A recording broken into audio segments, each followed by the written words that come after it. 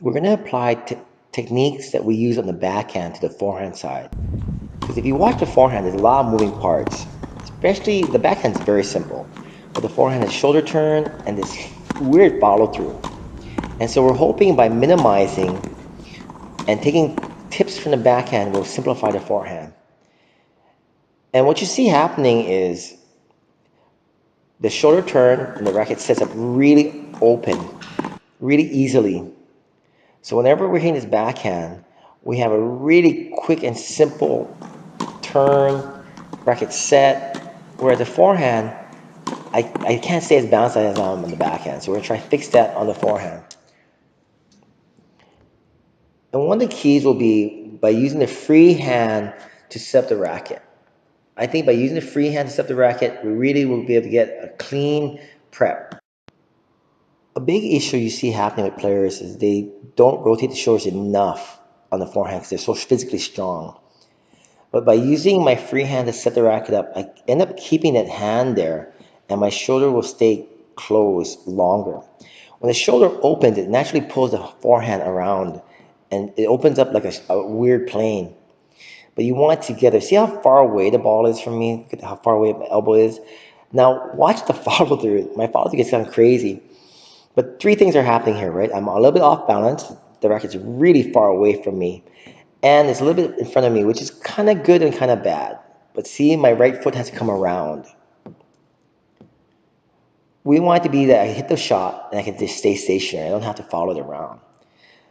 We want to make the forehand as simple as possible. And what do we mean by that? It's clean and follow through right there. Use a shoulder, use a free hand to set the shoulder. That way get a good shoulder turn. And that gives you a pathway to strike the ball. When you don't use the free hand to set the shoulder can be very open, and then your hand has to follow the ball to its target, but the hand can go many different ways. Now keep the shoulder as still as possible. Watch the head, my head. This is repeatable. If the shoulder's open, my head might turn a lot. And keep a very simple swing path right there, low to high. Right to the left hand. Did not allow movement. It takes a very short swing path through the ball, goes to the left hand. Just like the backhand. Watch the head and notice the shoulder. See how the shoulder is very stationary? Close, impact, head still, and the arms open. I don't get that kind of rotation in the forehand. That's something you want to try to add to do to have more power in the forehand.